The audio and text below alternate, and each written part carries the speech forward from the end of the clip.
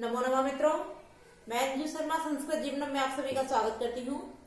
तो मित्र, हम लोग अपनी साहित्य वाली कक्षा में उपस्थित हैं, जिसके अंतर्गत हम लोग श्रीमद् भगवद गीता के द्वितीय अध्याय जो कि सांख्य योग है का अध्ययन कर रहे हैं। तो जो भी मित्र हमारे साथ लाइव जुड़ चुके हैं, सभी लोग वीडियो के लिंक को अपने दोस्तों के साथ शेयर कर दें, जिससे कि अधिक से अधिक लोग हमारे साथ लाइव जुड़ सके। तो कल की कक्षा तक हम लोगों ने सांख्य योग के कुल 65 श्लोकों तक अध्ययन कर लिया था। तो आज हम लोग 66, 67, 68 और 69वें श्लोक का अध्ययन करेंगे।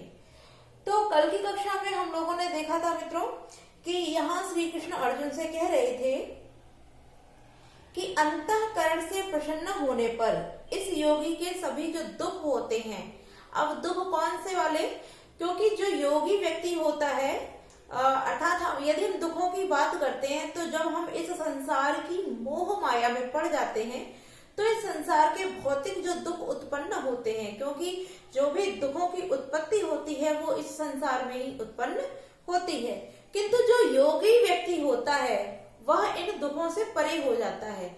क्यों हो जाता है? क्योंकि वह ना तो इन सांसारिक मोह मायाओं में अपने आप को व्यस्त रखता है और ना ही वह इनमें लिप्त होता है। जब वह अपनी आत्मा को यह समझा देता है, अर्थात अपने इंद्रियों को वश में करके और आत्मा परमात्मा के स्वरूप को जान लेता है, तब वह इन सांसारिक मोह मायाओं से परे हो जाता है। वह जानता है कि यह संसार में दिखने वाली जो भी भौतिक वस्तुएं हैं यह क्षण भंगुर हैं।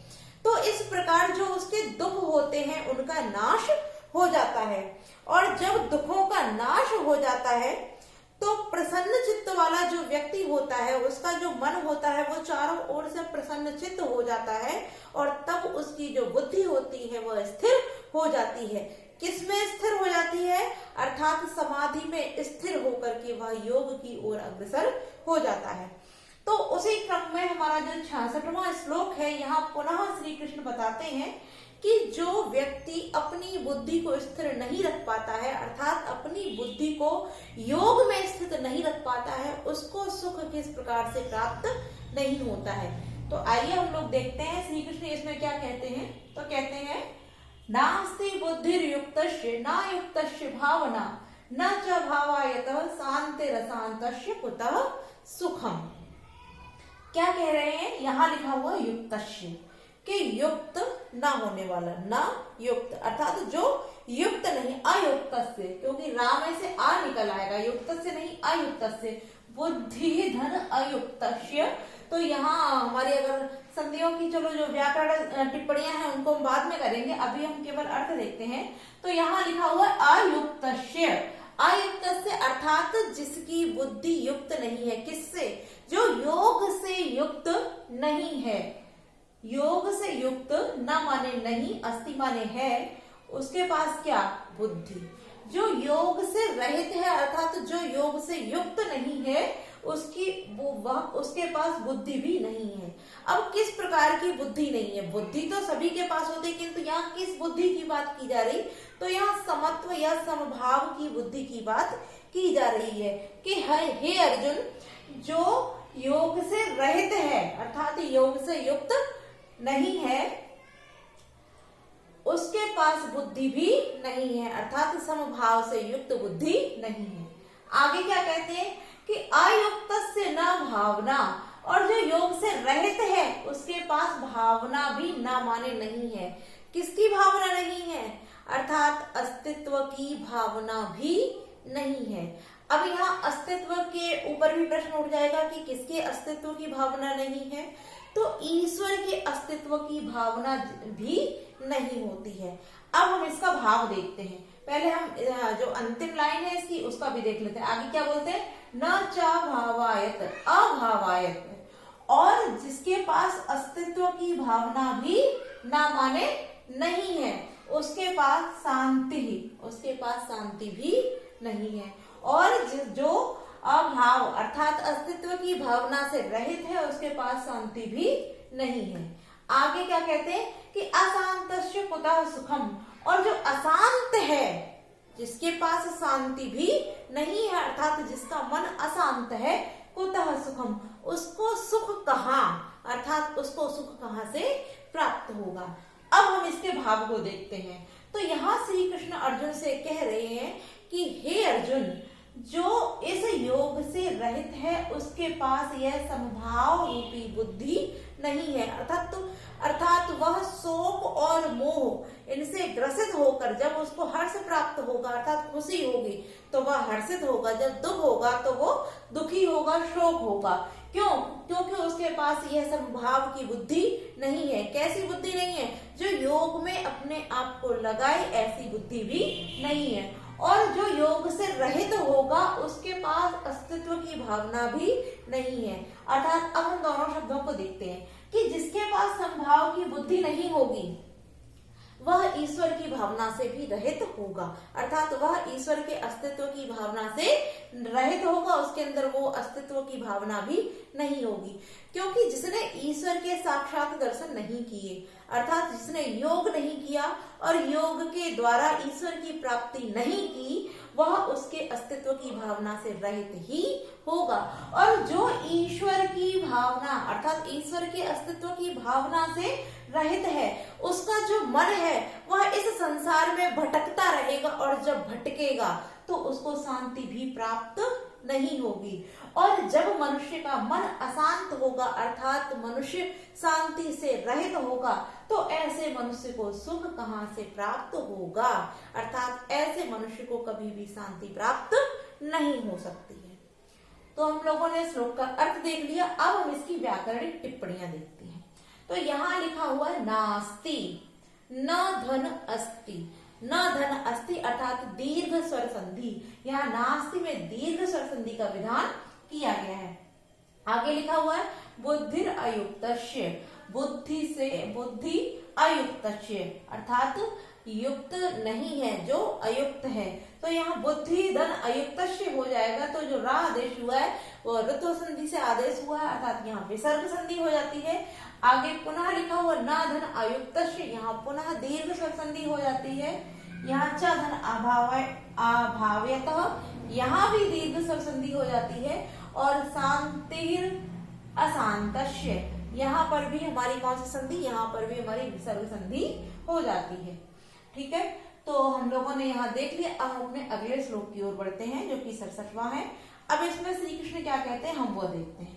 तो यहाँ कह रहे हैं कि इंद्रियाणाम ही चरताम यन मनो अनुविधीयते तदस्य हरिति प्रज्ञाम वायुर्नाव मिवाम्भसि। अब हम यहाँ देखते हैं, सबसे पहले लिखा हुआ है यहाँ इव, वायु, यहाँ रा जो है उसको विसर्ग हो जाएगा, तब नाव, वायु नाव, नावम हो जाएगा, मां से ई निकला तो इव, और वा से आ निकलकर अंभसी। इस प्रकार से यह हो जाएगा। तो हम देखते हैं यहाँ कह रहे हैं कि इव माने समान। तो समान का अर्थ हम बाद में लेंगे, पहले देखते हैं कि वायु नाव को, अंभसी माने जल में, अब यहाँ से लेते हैं हरती, कि वायु नाव को जल में जिस प्रकार हर, अब यहाँ इव का अर्थ भी ले लेते हैं कि वायु नाव को जल में जिस प्रकार हरती माने हरती है, प्रज्ञा को भी हरती माने हर लेता है। कौन हर लेता है, अब उसके हम अर्थ को देखते हैं। तो यहाँ कहते हैं कि चरताम ही इंद्रियाणाम, चरताम माने विचरण करती हुई, किसमें विचरण करती हुई, तो कि इन इंद्रिय जनित विषयों में, जो विषय विकार होते हैं, इन विषयों में विचरण करती हुई इंद्रियां, जो इन विषय विकार इत्यादि में जो विचरण करती हुई, कौन, इंद्रियों में से, यह तो माने जिसका, मना माने मन, अनुविधीयते अनुसरण करता है, अर्थात पीछा करता है। तो कह रहे हैं कि इन विषयों में विचरण करती हुई इंद्रियों में से, क्योंकि जो हमारी ज्ञानेंद्रियां हैं वो कितनी है, 5 ज्ञानेंद्रियां, जैसे आंख, नाक, कान, जीभ और त्वचा। ठीक है, यह हमारी 5 ज्ञानेंद्रियां हैं। यह क्या करती हैं, यह अपने विषयों में विचरण करती हैं। तो इन इंद्रियों में से स्रोत आदि जो भी हमारी 5 इंद्रियां हैं, इनमें से जिस इंद्रिय का भी यह मन जो है वो क्या करता है, अनुसरण करता है, वह अनुसरण करने वाला जो मन है, उस मन को, अर्थात जब किसी इंद्रिय का इस मन ने अनुसरण किया, तब उसी इंद्रिय का जो विषय विकार है वह इतना हावी हो जाता है कि वही विषय विकार, तद माने वही, अश्य माने इसकी, किसकी, जो योग से रहित है उसकी। तो इस ऐसे मनुष्य जो योग से रहित है अर्थात जो योगी नहीं है उसकी, प्रज्ञा माने बुद्धि को, हरति माने हर लेता है। ठीक है, पुनः इसके अर्थ को देखते हैं कि हे अर्जुन, यहाँ श्री कृष्ण कहते हैं कि हे अर्जुन, चरता विचरण करती हुई, किनमें विचरण करती हुई, इन इंद्रियों विषयों में विचरण करती हुई, इंद्रियों में से, यत माने जिसका मन माने मन अनुसरण करता है, उस विषय विकार के द्वारा ही, अश्य माने इसकी, प्रज्ञा माने बुद्धि को, हरति माने हर लिया जाता है। कि हे अर्जुन, जो व्यक्ति योग नहीं कर पाता अर्थात जो अपनी इंद्रियों को वश में करके उस योग में लिप्त नहीं हो पाता है और वह किसी भी इंद्रिय, जो इंद्रियां उसकी विषय विकारों का विचरण कर रही हैं, ऐसी इंद्रिय में से किसी भी एक इंद्रिय का अनुसरण करता हुआ जो उसका मन है वो क्या करता है, उस ऐसे मनुष्य की बुद्धि को हर लेता है। अब किस प्रकार से हर लेता है, एवं माने उसी के समान, किसके समान, कि जिस प्रकार अंबसी जल में चलती हुई नाव माने नौका, अर्थात जो नाव होती है जल में, जो नाव चल रही होती है, वायु हरती, वायु उस नाव को हर लेती है। अर्थात आप जब देखते हैं कि कोई समुद्र या कोई तालाब या कोई नदी इत्यादि ऐसी है जिसमें नाव चल रही है, तब आप देखते हैं कि जिस दिशा में वायु का प्रवाह होता है अर्थात जिस ओर वायु चल रही होती है, नाव भी उसी ओर चलने लगती है। क्यों? क्योंकि उस वायु के द्वारा उस नाव को अपनी दिशा में अग्रसर कर लिया जाता, तात्पर्य उसको मोड़ दिया जाता है। तो जिस प्रकार नाव को जल में वायु हरति माने हर लेती है, उसी प्रकार से वह जो विषय विकार होते हैं जिनका अनुसरण क्या करता है, मन करता है, वह क्या करते हैं, इस योग से रहित मनुष्य की बुद्धि को हर लेता है। ठीक है, तो इसके अर्थ को भी हम लोगों ने देख लिया। अब यहाँ देखते हैं, यहाँ लिखा हो इंद्रियाणाम, इंद्रियाणाम अर्थात षष्ठी व्यक्ति बहुवचन में प्रयुक्त होता है। आगे यत धन मनः अनुविधीयते। अब यहाँ 2-3 संधियों का विधान किया है, कौन कौन से हम देख लेते हैं। यत धन मनः, यन मनः जो हो गया, ठीक। आगे यहाँ हमारा अनुस्वार संधि हो जाती है,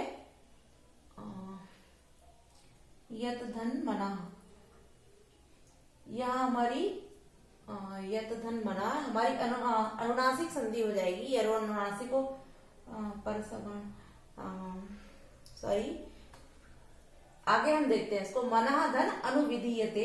तो यहाँ जो हमारी है वो यहाँ पुनः विसर्ग संधि हो जाती है, अनुविधीयते। ठीक है, आगे तदस्य जो हमारा है वह भी तद धन अश्य लिखा हुआ है। आगे प्रज्ञाम, यह हमारा प्रज्ञा सप्तमी व्यक्ति में प्रयुक्त है, नहीं सॉरी द्वितीय व्यक्ति में प्रयुक्त किया गया। अब हम इसका देखते हैं वायुर, यहाँ वायु धन नाव, तो यहाँ हमारी विसर्ग संधि हो जाती है। उसके बाद में नावम धन इव, इव के बाद अंभसी, तो इव के बाद अंभसी है, तो अंभसी यहाँ दीर्घ स्वर संधि का विधान कर दिया जाता है। अब हमारा जो 68वां श्लोक है इसको देख लेते हैं। यहाँ श्री कृष्ण क्या कहते हैं, तो पहले इसका वाचन कर लीजिए, आप सभी मेरे साथ दोहरा लीजिए कि तस्मादस्य महाबाहो निग्रहितानि सर्वशः इंद्रियाणि इंद्रियार्थेभ्यस्तस्य प्रज्ञा प्रतिष्ठता। अब यहाँ श्री कृष्ण क्या कह रहे हैं अर्जुन से, इसको देखते हैं। तो यहाँ महाबाहो, हे महाबाहो अर्थात महान भुजाओं वाले, तो यहाँ जो श्री कृष्ण है वो अर्जुन को महाबाहु कह करके संबोधित कर रहे हैं कि तस्मात् माने इसलिए, हे महाबाहु, इसलिए महाबाहु अर्थात हे अर्जुन, इंद्रियाणि, इंद्रियाणि माने इंद्रियां, फिर यहाँ लिखा हो इंद्रियार्थे व्यस्त अर्थात इंद्रियों के विषय विकारों में, अस्य माने जिसकी, अब यहाँ किसकी, जो योग में लिप्त अर्थात जो योगी व्यक्ति होता है, जो क्या बोलते हैं उसको, जो इंद्रिय जनित अर्थात जो इंद्रियों को जीत करके योग में रत रहने वाला व्यक्ति है, योगी व्यक्ति। तो कह रहे हैं कि इसलिए हे महाबाहु अर्जुन, इंद्रियों से अर्थात इंद्रियां इन इंद्रिय विषय विकारों में अस्य माने जिसकी सर्वसा माने सब ओर से निग्रहितानि क्या कर ले निग्रह कर लेता है अर्थात अपने वश में कर लेता है कि हे महाबाहु हे अर्जुन जिसके द्वारा अश्व माने जिसके द्वारा इन इंद्रियों को इंद्रिय विषयों में से अर्थात जो इंद्रियों जनित विषय विकार होते हैं ऐसे इंद्रिय जनित विषय विकारों से इन इंद्रियों को सब ओर से वश में कर लिया जाता है। तस्य माने उसकी प्रज्ञा माने बुद्धि प्रतिष्ठिता माने स्थिर हो जाती है। तो कि हे अर्जुन इसलिए जो महाबाहु हे महाबाहु अर्थात हे अर्जुन अश्व जिसके द्वारा इन इंद्रियों को उसके इंद्रिय विषय विकारों से सब ओर से निग्रहित कर लिया जाता है अर्थात हटा लिया जाता है अर्थात उसको वश में कर लिया जाता है। उसकी ही जो बुद्धि होती है वो कैसी होती है प्रतिष्ठित हो जाती है। तात्पर्य कि जिस व्यक्ति ने अश्व माने जिसने अपनी इंद्रियों को उसके विषय विकारों से दूर कर दिया हो अर्थात उसने अपनी इंद्रियों को उनके विषय विकारों से हटा करके सर्वसह निग्रहितानि चारों ओर से उनके विषयों से निग्रहितानि अर्थात हटा करके क्या कर लिया हो अपने वश में कर लिया हो। निग्रहितानि माने हटा करके अपने वश में कर लिया हो। तस्य प्रज्ञा प्रतिष्ठिता उसी की बुद्धि जो होती है वो स्थिर हो जाती है अर्थात जिस व्यक्ति की जो बुद्धि है वह स्थिर कब होती है जब मनुष्य अपनी इंद्रियों को अपने वश में करना सीख जाता है अर्थात वह अपने आप को उन इंद्रियों के वशीभूत न होकर उन इंद्रियों पर अपना नियंत्रण स्थापित कर लेता है। उसी की जो बुद्धि होती है वो प्रतिष्ठिता हो जाती है अर्थात वह योग में स्थिर हो जाती है। यहाँ आपने देखा होगा कि तस्य प्रज्ञा प्रतिष्ठिता कई श्लोकों में दिया गया है। इसका भाव क्या है? इसका भाव यही है कि श्री कृष्ण अर्जुन से यह कह रहे हैं कि उसकी बुद्धि स्थिर हो जाती है। स्थिर कहाँ स्थिर हो जाती है? उस ईश्वर को प्राप्त करने के लिए समाधि में योग में स्थिर हो जाती है जिसने इन सभी प्रकार के कार्यों को कर लिया हो। किस प्रकार के? कि जिसने इस अपनी इंद्रियों को इन इंद्रियों के जो विषय विकार होते हैं उनसे सब ओर से हटा करके अपने वश में कर लिया है। ऐसे मनुष्य की ही बुद्धि क्या होती है? योग में स्थिर हो जाती है अर्थात वह समाधि में लीन होकर के उस परम पिता परमात्मा के दर्शन कर लेता है। तो यहाँ भी तस्मात् धन आश्य हो जाएगा और उसके बाद में इंद्रियाणि धन इंद्रियार्थेभ्य। तो यहाँ दीर्घ स्वर संधि है और यहाँ पुनः विसर्ग संधि हो जाती है इंद्रियार्थेभ्य। तो यहाँ विसर्ग हो जाएगा साको उसके बाद तस्य। और बाकी के हमारे सभी अब हम अगला अपना श्लोक देखते हैं 69वां। तो यहाँ श्री कृष्ण क्या कह रहे हैं कि या निशा सर्वभूतानां तस्या जागृति संयमी यश्याम जागृति भूतानां सा निशा पश्यतो मुने। यहाँ श्री कृष्ण कहते हैं कि या माने जो सर्वभूतानां सभी प्राणियों के लिए निशाम रात है, जो सभी प्राणियों के लिए रात है, तस्याम उसमें जागृति जागता है संयमी व्यक्ति। अब संयमी कौन? जिसने अपनी इंद्रियों को वश में कर रखा हो अर्थात जो संयमी व्यक्ति कौन हो जाएगा? जिसने अर्थात जिसने अपनी इंद्रियों को वश में करके और जिसने अपने आप को योग में लगा रखा है ऐसा व्यक्ति। तो कि जो सभी प्राणियों के लिए रात होती है, जब सभी प्राणियों के लिए रात होती है या जो सभी प्राणियों के लिए रात है तस्य माने उसमें वह संयमी व्यक्ति अर्थात योगी व्यक्ति ब्रह्म योगी व्यक्ति क्या करता है? जागृति माने जागता है। यश्याम जागृति भूतानाम और जिसमें भूतानाम जिसमें सभी प्राणी क्या करते हैं? जागृति माने जागते हैं। सा निशा पश्यते मुनि पश्यतो मुनि। इस सा माने उसमें क्या करते हैं? पश्यतो माने देखने वाला। क्या देखने वाला? तत्व दर्शन करने वाला अर्थात जिसने इन सभी ब्रह्म तत्वों को देख लिया है जान लिया है वह तत्वदर्शी मुनि जो होता है उसके लिए वह निशा माने रात होती है। तो यहाँ श्री कृष्ण कह रहे हैं कि हे अर्जुन, जो सभी प्राणियों के लिए रात्रि के समान है, उसमें वह संयमी व्यक्ति जागता है, तप करता है और ईश्वर के दर्शन के लिए प्रति क्षण प्रयत्नशील रहता है।